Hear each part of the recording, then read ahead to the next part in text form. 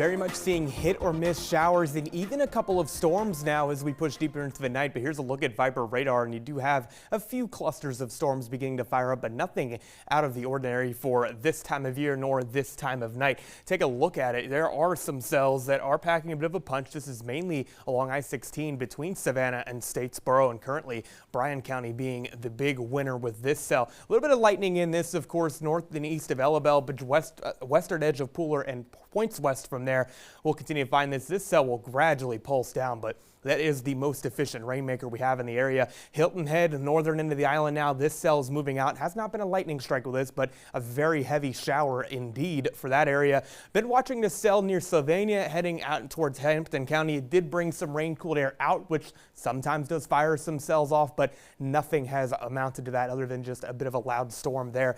What far western edges of our area along the Altamaha are continuing to find areas here. Lumber City, you may be hearing this one as well, but not a ton of activity otherwise. And we will find these isolated showers and storms to begin to pulse down the next couple of hours. But area of disturbed weather in the region has generally been allowing for the focus area to be the Atlanta area of the last couple of days, especially last night. But eventually this moves east, and you do get a bit of a westerly wind flow that does pin that sea breeze. Notice we have southwesterly winds to start the day. It's going to take a while for those winds to shift, but you have the ever so slight west wind, and that pins that sea breeze boundary right along the coast. So start to see the cloud coverage, then the showers, and even a couple of rumbles of thunder firing up right here, right along the immediate coast. Again, don't take the model as gospel, but just a general idea.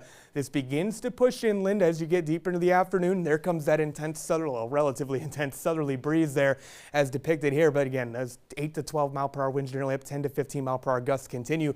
This pushes inland. Eventually, activity does begin to clear out as you get into the evening, of course, and model guidance wants to push this farther inland as you go into the night tomorrow. Now, southerly flow re-intensifies into Monday, and that's what's going to bring in a little bit different of a setup, right? But still, same song and dance of showers and storms popping up along the sea breeze. These push inland, but Monday and Tuesday look to be the days where it's more random in nature where these storms start to fire up. Eventually, though, it pulses down with the evening. Tuesday is going to be more of the same with isolated coverage, and I do think Monday is going to have more coverage than Tuesday for what it's worth. Overnight tonight, temperatures are in the mid-70s right along the coast, lower 70s inland. We'll split the difference there, of course, there. Into the day tomorrow, generally upper 80s to lower 90s on the coast, low to mid-90s inland. And again, scattered storms are going to be there, but nothing out of the ordinary for this time of year, of course, in the coastal empire and low country.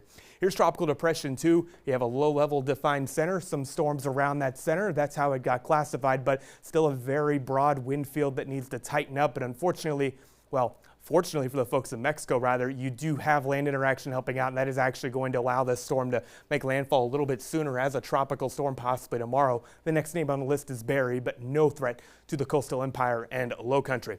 On our local waters, winds will be out of the south at 10 knots. 2-foot seas eventually build in by the afternoon. High tide will be just after the noon hour itself. Heading towards the Independence Day holiday, unfortunately, we do have those storm chances each and every day.